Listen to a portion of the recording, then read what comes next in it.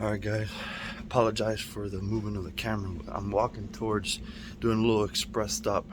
It is fall, guys, and one of the big deals about having, Walmart or any of these Bass Pro shops close to you is the comfort of rushing to get something.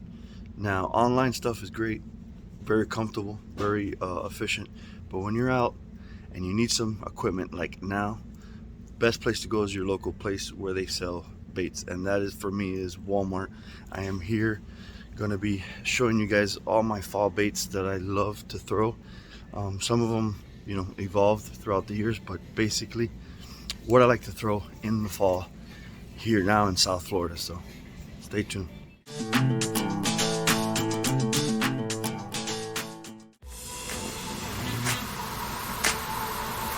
Okay, we made it. This is the fishing one here.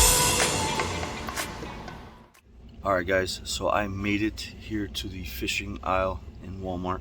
Again, one of the places that I come for kind of like my emergency. I need baits like now and I don't have them. So I have reliable areas, places around my area that I come to get some stuff for the fall. I wanted to just show you my basic setup of what I typically use in the fall, mostly. Now, most of these baits I use all throughout the year, but I feel like these are kind of the ones I'm going to be picking up from my tackle box firstly here in the fall in South Florida. And basically we're going to start off from the top.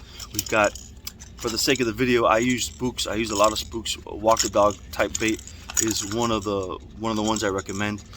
Man, those early mornings, calm days right after the rain, it's always good to throw something that's kind of subtle, but at the same time makes a huge impact and a huge effect for these bass to strike, and that's the walk the dog bait.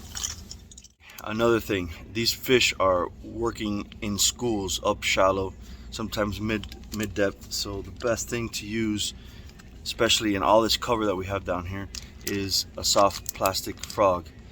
This thing is year round for me, but because there's cover, you don't want to use a walk the dog bait.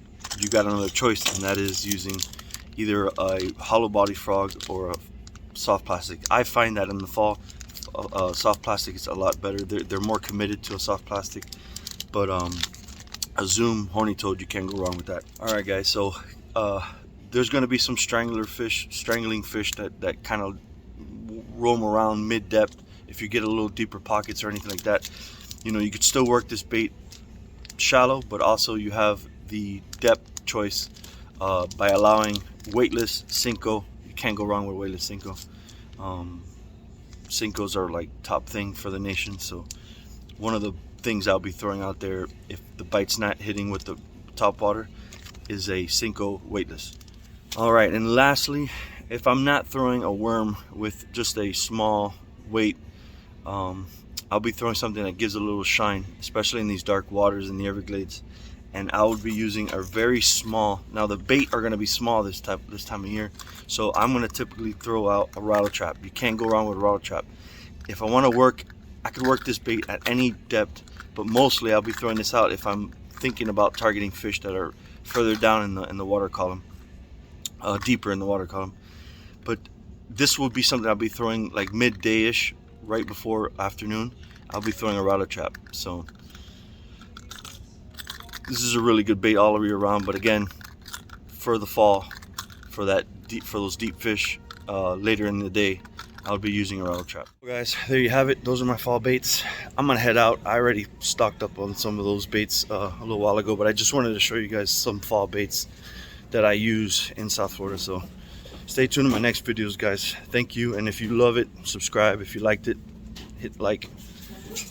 Enjoy your fishing, guys. Happy fall.